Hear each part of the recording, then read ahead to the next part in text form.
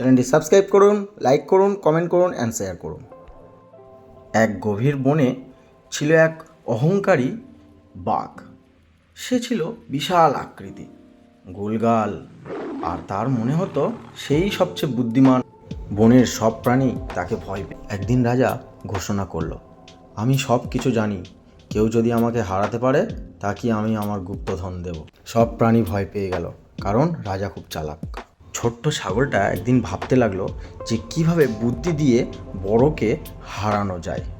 বাঘ একদিন ছাগলকে ডেকে জিজ্ঞাসা করলো যে আমাকে একটা প্রশ্নের উত্তর দাও, আমি কত ভারী? আচ্ছা বাঘ মামা, আমি পরের দিন জানাব। ছাগল হাসতে হাসতে বলল, এটা মাপার জন্য আপনাকে নদীর ধারে যেতে হবে বাঘ মামা। ঠিক আছে, চলো তাহলে যাওয়া যাক। সেই কথা মতো বাঘ আর ছাগল দুজনে মিলে আস্তে আস্তে হাঁটতে হাঁটতে নদীর দিকে গেল। দেখবে কি হয়। নাও বাঘ মামা, এবার নেমে পড়ো নদীতে, দেখি আপনার ওজন কত। বাঘ মামা নদীতে নামতেই নদীর স্রোতে ভেসে গেল। সব প্রাণীরা হাসতে শুরু